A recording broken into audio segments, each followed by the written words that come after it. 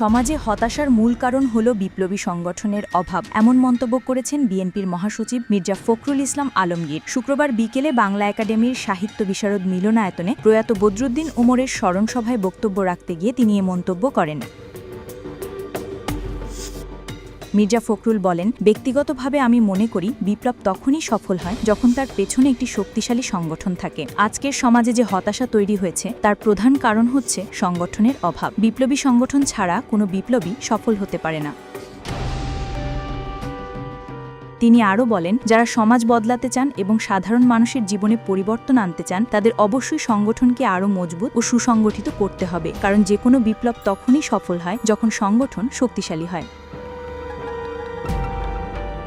প্রয়াত বদরুদ্দীন উমরের প্রতি শ্রদ্ধা জানিয়ে বিএনপির মহাসচিব বলেন, তিনি জীবনের শেষ দিন পর্যন্ত তার আদর্শ ও সংগ্রামের সঙ্গে কোনো আপোষ করেননি। নতুন প্রজন্মকে তার কাছ থেকে শিক্ষা নেওয়ার আহ্বান জানান মির্জা ফখরুল।